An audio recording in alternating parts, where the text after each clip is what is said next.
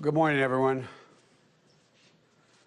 I want to begin by thanking the Secretary of Defense and our FEMA director for joining me today. We were joking earlier, no, we're really joking.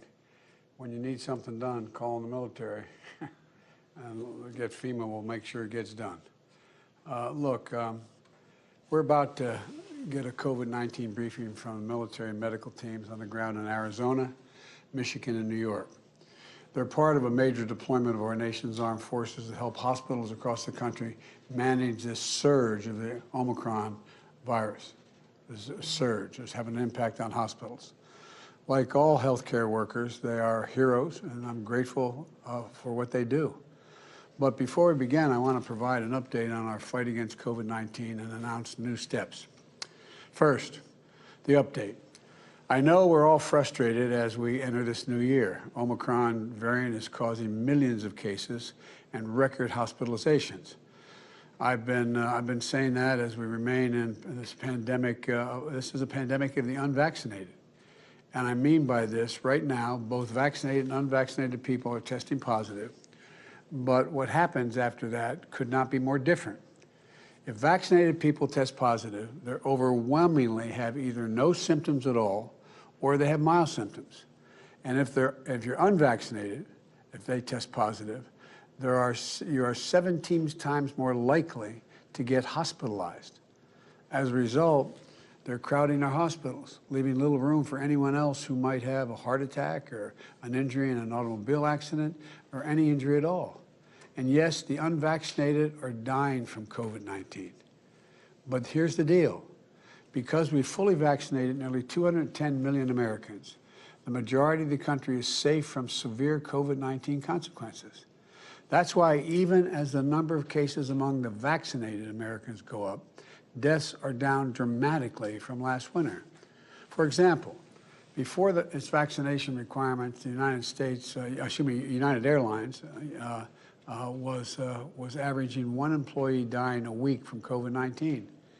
After implementing this requirement, it's led to 99% of its employees being vaccinated. United had 3,600 employees test positive, but 0 hospitalizations, 0 deaths in over 8 weeks. But as long as we have tens of millions of people who will not get vaccinated, we're going to have full hospitals and needless deaths. So the single most important thing to determine your outcome in this pandemic is getting vaccinated. If you're not vaccinated, join the nearly 210 million American people who are vaccinated. If you are vaccinated, join the nearly 80 million Americans who have gotten the booster shot with the strongest protection possible. Vaccines are safe, they're free, and they're widely available. So do it today, please, for your sake, the sake of your kids, the sake of the country. Now, I don't like to outline the next steps we're taking against, I'd like to outline the next steps we're taking against the Omicron variant. Vaccinations are obviously the most important thing we're doing, but they're not the only important thing. First, masking. Masking is an important tool to control the spread of COVID-19. And when you're indoors in public places, you should wear the mask. And there are a lot, there are lots of different kinds of masks out there. And the Center for Disease Control and Prevention, the CDC, says that wearing a well-fitting mask of any of them is certainly better than not wearing a mask if it's well-fitting, over your nose. But it's about one third of Americans report they don't wear a mask at all. As I've said in the last 2 years, please wear a mask. If you're in I think it's part of your patriotic duty. It's not that comfortable. It's a pain in the neck.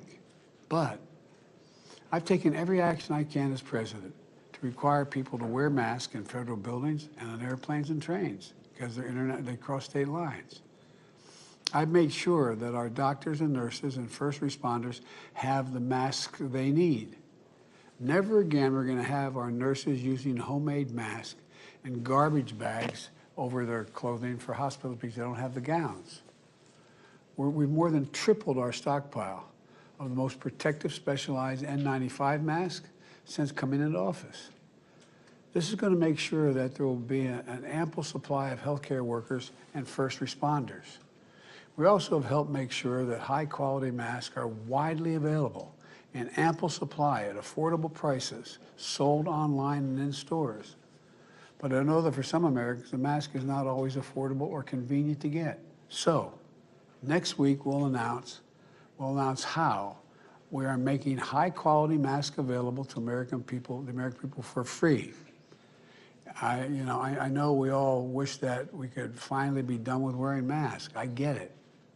But they're a really important tool to stop the spread, especially of a highly transmittable Omicron variant.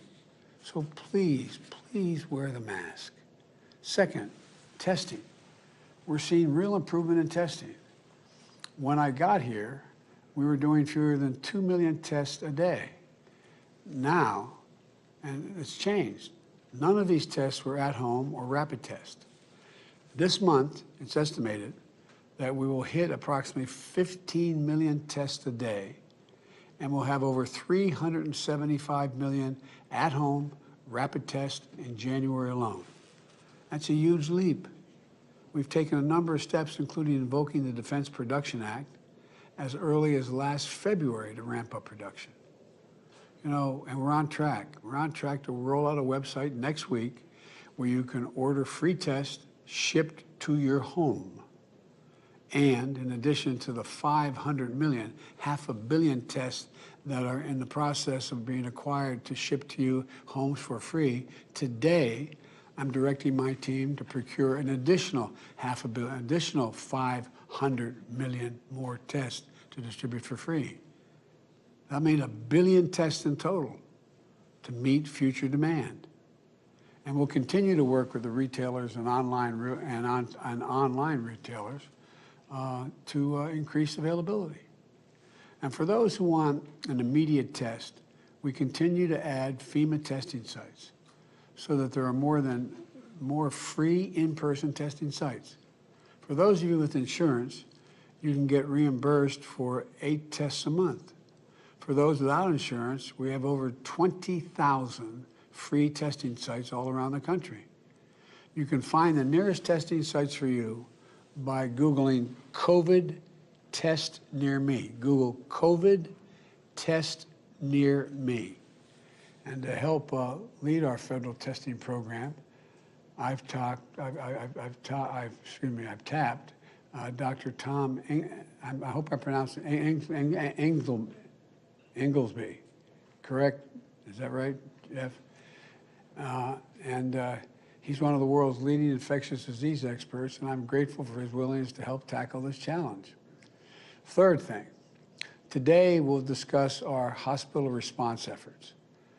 Just since Thanksgiving, over 800 military and other federal emergency personnel have been deployed to 24 states, tribes, and territories, including over 350 military doctors, nurses, and medics, helping staff the hospitals who are in short supply.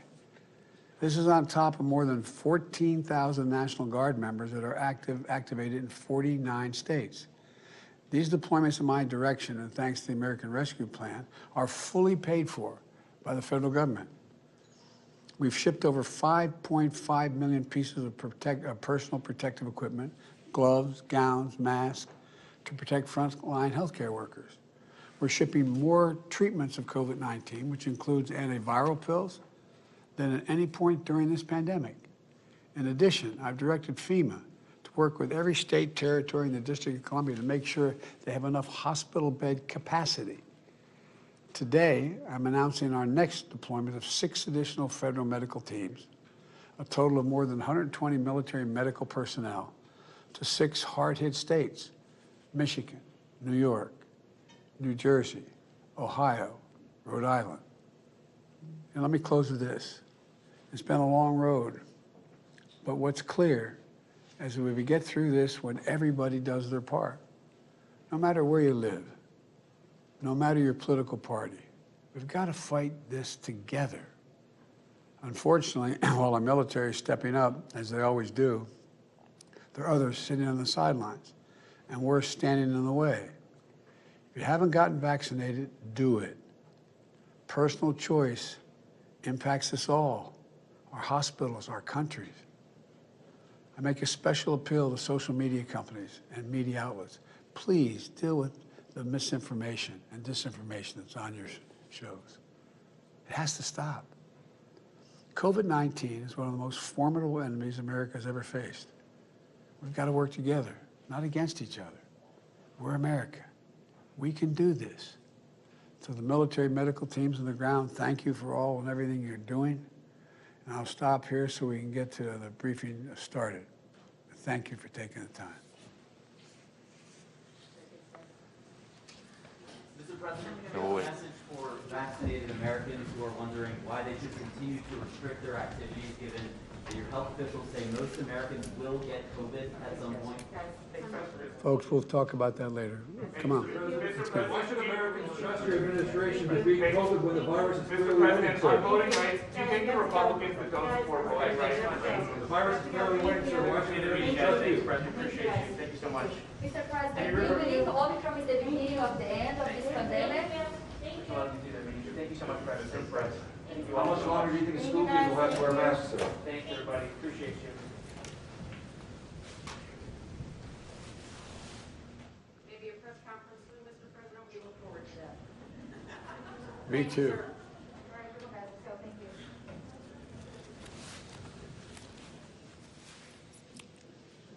We'll start in 1 minute. All right. Mr. President, we'll start with Administrator Chris Swell, whose team at FEMA, as you know, has been on the front lines of the COVID response. Over to you, Administrator. And everything else. A lot going on these days, Mr. President. Thank you, Jeff. Mr. President, as you know, FEMA has been working the COVID mission since day one.